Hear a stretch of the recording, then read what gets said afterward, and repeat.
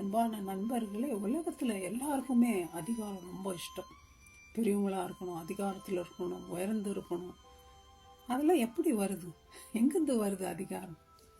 நீங்கள் நினைக்கலாம் அதிகாரத்துக்கெல்லாம் certain degree வேணும், படிக்காதவங்கெல்லாம் அதிகாரத்தில் உட்காந்துக்கிறாங்க, அது எப்படி? பைபிள்லேருந்து நான் உங்களுக்கு ஒரு வார்த்தை சொல்கிறேன், படிக்கிறேன் கேளுங்க. மத்தேயு 28. இயேசு சமீபத்தில் வந்து அவர்களை நோக்கி, 18ஆம் வசனம், வானத்திலும் பூமியிலும் சகல அதிகாரமும் எனக்கு கொடுக்கப்பட்டிருக்கு. ஸோ இந்த அதிகாரம் எல்லாம் ஆண்டவர் படித்தவங்களுக்கோ படிக்காதவங்களுக்கோ டிகிரி வச்சுருக்கிறவங்களுக்கோ காசு வச்சுருக்கிறவங்களுக்கோ ஞானம் உள்ளவங்களுக்கோ அப்படியேப்பட்டவங்களுக்கு ஒன்றும் கொடுக்குறது அப்படி ஒன்றும் இது இல்லைங்க, ரூல் இல்லை. யாருக்கு வேணுமானாலும் அவர் இஷ்டப்படி கொடுக்குறாரு. இப்போ தலைவர்களை உட்காந்துக்கிறது கூட தேவனுடைய சித்தம் தான். ஒரு நாட்டை பார்த்தா இன்னொரு நாட்டு பயப்படுது, அதிருது, சண்டைக்கு போகிறதுக்கு அமைதியாகுது. யார் கொடுக்குறது அந்த அதிகாரத்தெல்லாம்? இயேசுநாதர் தான் கொடுக்குறார். அந்த அதிகாரத்தினால தான் நீங்கள் உலகமெங்கும் போய் என்னை பற்றி சொல்லுங்கன்றார். இந்த அதிகாரத்தை ஆண்டவர் தாவீது கொடுத்தார். கோலியாத்தை என்ன பண்ணார்? குழாங்கல்ல ஒரு ஆயுதமும் இல்லை, கல்லை வச்சே வீழ்த்திட்டார். படிக்காத ஆடு மேய்க்கிற தாவீது ராஜாவாக உயர்த்தினார். ஸ்டேமரிங் இருந்த மோசேய எத்தனையோ மக்களை மீட்டு வரும்படி ஆண்டவர் உதவி செய்து உயர்த்தினார். அதே போல சாம்சன் பயங்கரமான பவர் கொடுத்தார் ஆண்டவர். அந்த பவரில் கழுதையின் எலும்புனால 1000 பேரை கொண்டாருப்பா. ஆனால் அந்த பவரை மிஸ்யூஸ் பண்ணுறாரு அவர்.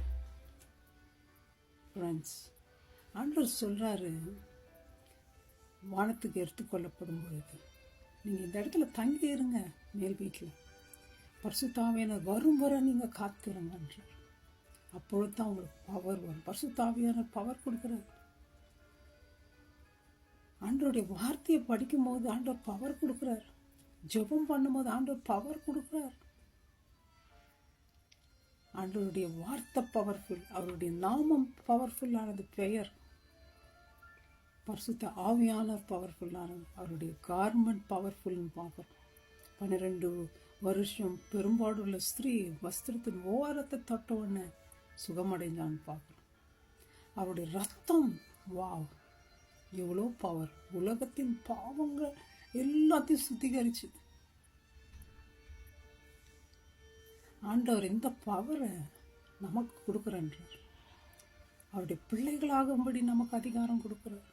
அவரை நம்பி விசுவாசிக்கும் பொழுது, பேதுரு அந்த லேமேனை சுகப்படுத்தும் பொழுது, நான் இல்லைப்பா, இயேசு கிறிஸ்துவின் நாம தான் அவனை சுகப்படுத்து, பொண்ணோ வெள்ளியோ என்னிடத்துல இல்லை, இயேசுவின் நாமத்தினால எழுந்து நடன்றார். ஃப்ரெண்ட்ஸ், அவ்வளோ பண்ண பவர்ஃபுல் நாமம் உங்களுக்கு வேணுமா? அந்த இயேசுவை விட்டுட்டு இருக்கிறீங்களே. ஜான் பத்மு தீவில் அவரை போட்டு சிறையில் வச்சிடறாங்க. அப்போது சிறையில் இருந்த பொழுது கூட ஆண்டவர் என்ன பண்ணுறாரு? அவருக்கு ஒரு தரிசனத்தை கொடுத்து பரலோகத்தில் நடக்கிற எல்லா காரியங்களும் வெளிப்படுத்துகிறார். மூன்றாம் வானத்துக்கு எடுத்துக்கொள்ளப்பட்டேன்னு பார்க்குறோம். அவர் என்ன சொல்றாரு? கர்த்தருடைய நாளில் ஆவிக்குள்ளானேன், நான் அல்பாவும் மேகாவும் முந்தினோரும் பிந்தினோருமா இருக்கிறேன். காண்கிற ஒரு புஸ்தகத்தில் எழுதி ஆசியாவில் இருக்கிற எபேசு, சிமிர்னா, பெர்கமு, தியத்தீரா, சர்தை, பிலதெல்பியா, லவோதிகா 7 சபைகளுக்கும் அனுப்பு என்று விளம்பினார். ஸோ அந்த ஆவியானவர் தரிசனத்தை கொடுக்குறாரு. இந்த தரிசனத்தை எழுதினால தான் நமக்கு இப்போ தெரியுது பின்னாடி என்ன நடக்க போகுது. இப்படியான வல்லமை உள்ள தேவன் நம்முடைய தேவன். ஃப்ரெண்ட்ஸ், நீங்கள் நினச்சிருக்கலாம், நான் பாவி, நான் உடைஞ்சி போனவன், நான் ஆண்டவருக்கு போக தகுதி இல்லாதவன், அப்படியாப்பட்டவங்கள தான் ஆண்டவர் யூஸ் பண்ணுறார். அந்த வல்லமை உள்ள தேவனை நீங்கள் சந்திக்க மாட்டீங்களா? இன்னைக்கு உங்களுடைய நிலைமை மாறுமே. அப்படி மாறலைன்னா இயேசுவண்டை பாருங்க, இயேசுவை கூப்பிடுங்க.